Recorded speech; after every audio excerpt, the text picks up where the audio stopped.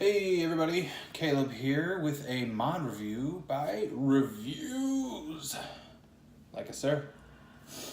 Welcome back. Today we are going to be going over a much anticipated mod for me, the Therion 166 as advertised, or 167 as the DNA chip advertises, or the 250 if you really want to get into semantics about the actual board. So, why this mod? I know this mod came out either last year, I think it was last year in 2017, and it was loved by everyone. But why now? Well, a buddy of mine took absolutely forever to actually bring it to the store. Yes, my friend works at a vape shop, and I wish I worked at a vape shop, but my friend works at a vape shop, and he's very finicky about lending out his mods and stuff. So he said he'd bring it, and then he took like 4 months. So that's why I'm just getting it now. And as you can see, we're not going over the aesthetics so much. I mean, you can imagine what it looks like before all the rough and tumble about it, but it is a pretty mod. Now we're going to be going over some of the pros, some of the cons, and a little bit of the aesthetics, because that is a pro when it's brand new. Right now, I still absolutely love it, but it is not like very aesthetically pleasing right now. You see all the scuffs, the paint's coming off, things like that. So we're not going to be going down up and close. He doesn't have the box anymore, which, I mean, it's not a big deal to me. I'm only borrowing it for this review and to use it for a couple days, but I'm going to enjoy it while it lasts. So before we get into the up close, I'm going to take a vape.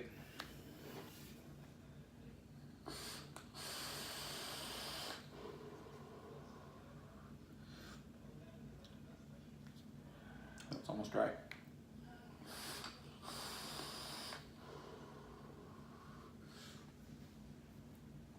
Forgot there's a fire alarm in that direction. It's probably gonna go off. Anyways, so let's go over the up close.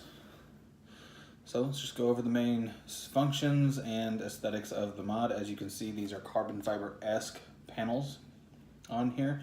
Normally the fronts come with wood and you get a different kind of leather on the back, but you can get carbon fiber custom, and you can get these carbon fiber panels on here from the get-go as long as you choose that option.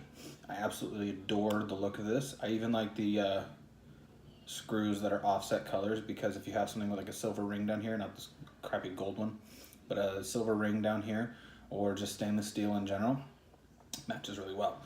So that's the overall outside aesthetics. It will fit a 24, maybe 24 or 25. I think this is, the Bonds is a 25. So 24 is probably going to be the max, because I don't know if you can see it. Probably can't. It is, let's see if I can get that to focus. I'm not going to get it to focus. It is hanging over just ever so slightly. You can catch your finger on it. It is very minuscule. It's like a 1/10 of a millimeter. So you won't really notice it, but you can notice it with your eyes. All right, let's get into the battery tray. There are batteries in this, but first thing is this door. I'm not sure if this is from him using it, but it does move slightly. You could have fixed that with either a stronger clasp that's not going to break down in over time, or like they did at the top here, just put a magnet.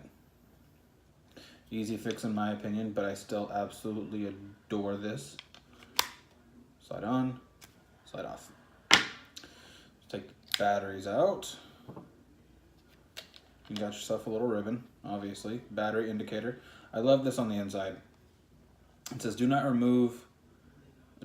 reverse polarity, which I don't know why you would. Insert battery in the wrong way may void the warranty. Basically what they're saying is they have a little sticker that shows you how to put the batteries in. If you put them in wrong, they are not liable for your board shorting, which I actually think is good. Make sure people aren't stupid. It's a nice little tray. It is a little difficult to get the first battery in. How I like to do it is angle it slightly. And I can't, it's hard to do backward. Angle it in slightly, and then it just slides in. Negative on the top first, and then wrap the string around, and then positive in. It's a lot easier if you put these in relatively straight. Fold that over, and the cap goes on, or the not the cat, the back goes on. It's already on. It says lost vape as soon as you press the button. Okay, so I'm not sure if y'all be able to see it. It's a very bright screen, but 5 clicks turns it off. 1, 2, 3, 4, 5. Or it locks the screen, my bad. 1, 2, 3, 4, 5 to unlock it. You want to lock power, you hold these down. That was unlock, this is lock. Okay, and then you can go through your basic setting, or different settings. Now, this is custom e-scribed by the gentleman that owns it. So you're gonna see some weird things. That's clean watts, which basically he only uses temp control titanium wire. So he only puts it on wattage to clean his wires. And then it goes to titanium with the actual elemental symbol for titanium on there, which I think is bomb as fuck. Then it goes to titanium T2, if I'm not mistaken. Titanium T1. Then it goes to preset 3, Neil's titanium, which Neil is the gentleman's name. And it goes to Big Buddha Fuse titanium, which I think is absolutely hilarious. Then it goes to a 1 Canthal, and it actually shows a coil arrangement, or at least older coil arrangement back in the day. Then it goes to Fuse titanium, because he only makes a certain couple kinds of wires and they're all made of titanium. And then it has the sub-ohm logo, or has a sub-ohm logo. And then it goes back to clean watts. That's the setting we're going to be using it on. Well, not going to be using it. I don't have enough juice for this RDA right now. I just made it and re-wicked it. It's going to be for the competition. Shh. But no, I think it is a absolutely joy to hold. Like, the ergonomics of this mod are perfect. Rounded part goes in your hand, fire with your trigger finger right here, or if you want, you can thumb fire and it fits in your fingers like that very nicely. Now we can take this bonza off the top, clean up the top real quick. Yeah, that's juiced up enough. And this is going to be quick because I don't want to get juice in the 510. Screw it down. Automatically picks up that it is 0.09 ohms. I don't know if you can see that. I'm going to turn it up to, it's locked. Going to turn it up to 65 watts, and we're going to see how a DNA hits compared to something like this Pulse 80 watt. So let's see some vapor production.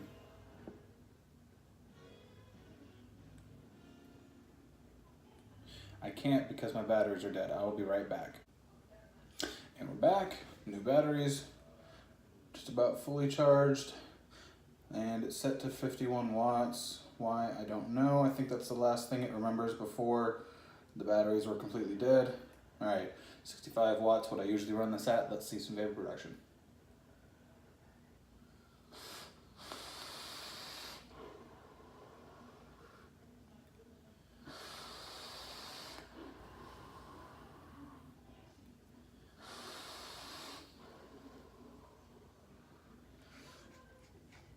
Ooh, that hits nice. Okay, so we all know that vapor production isn't what DNA is all about. DNAs hit basically the same as any other mod. What DNAs are about are two things. They're high-end chips that have an extremely high battery rating. So basically what that translates into is that your batteries will last longer because the overall battery usage on the DNA 250 was, I think, between 85 and 92%, as opposed to other chips that will use your battery life more just because the chip. So this is a either 85 to 92% efficiency rating on this chip for your batteries, which is damn awesome. So that's pro number one. Pro number two is the overall aesthetics and ergonomics in the hand when you're using the mod. It's got this little bevel down here. You can rest your pinky on it. Got the top one. You can fire with that finger. You can fire with that finger. You can flip it around. It's still comfortable in the hand, and you can fire with this one. Nice clicky buttons. That's also a pro. And it is a little bit heavy. So we'll go over that in just a sec. That's a con. So battery efficiency, great. The ability to use eScribe to change the theme is also a pro. Aesthetics and ergonomics, it'll be a pro and a half.